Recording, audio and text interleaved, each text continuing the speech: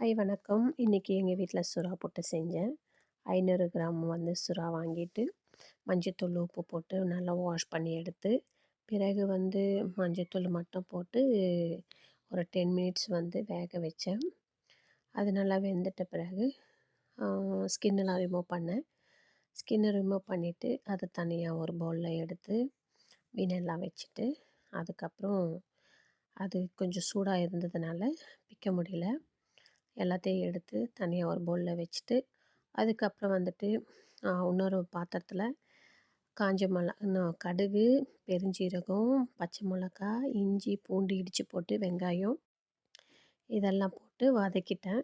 நல்லா வதக்கின பிறகு பிரித்து வச்சுருக்கிற அந்த சுறாவை மீனை அதில் போடுறதுக்கு முன்னாடி மஞ்சத்தூள், மிளகுத்தூள் 1 ஸ்பூன் போட்டு, தேவையான அளவுக்கு உப்பு போட்ட பிறகு கொஞ்சம் ஃப்ரை பண்ணிவிட்டு, அதுக்கப்புறம் இதை எடுத்து அதில் கொட்டி, திரும்பவும் நல்லா வெங்காயமும் சுறா மீனும் நல்லா வதங்குற மாதிரி ஒரு 10 மினிட்ஸ் வேக வச்சேன். வேக வச்ச பிறகு அதில் இருந்த நீரெல்லாம் நல்லா சுண்டிடுச்சு.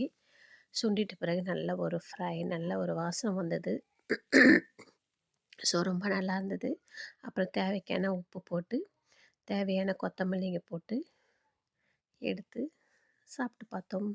சூப்பராக இருந்தது. நீங்களும் ட்ரை பண்ணி பாருங்கள். தேங்க்யூ.